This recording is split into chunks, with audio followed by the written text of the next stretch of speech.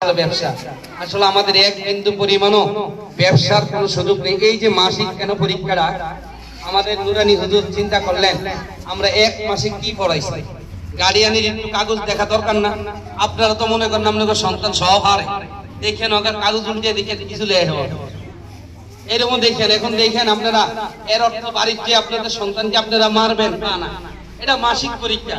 তারা মাত্র পড়তে আসছে, বুঝবে, আবার আগামী মাসিক এমন অর্থ তারা আটটা বুঝবে, এরপরে আটটা বুঝবে, অর্থবার্ষিকীতে আটটা ভালো বুঝবে। এই জন্য তাদেরকে আপনারা মাইকর করে তাদেরকে বুঝাবেন, বাবা এইভাবে পড়তে হয়, মা এইভাবে পড়তে হয়, এইভাবে লিখতে হয়, একটু বুঝাইয়েন। তো দেখবেন আপনার সন্তান এক সময় আপনার এই তালিম পাইতে পাইতে আপনার সন্তানটা আসতে ভালো হয়ে যাবে। আর সন্তানদের জন্য মারা বেশি দোয়া করবেন, সবচেয়ে বেশি আপনার সন্তানের জন্য আল্লাহর কাছে দোয়া করবেন। খালি হুজুরকে কাছে এক হুজুর খালি দোয়া করেন যে না আপনি মা, আপনি আপনার সন্তানের জন্য নামাজের মুসল্লা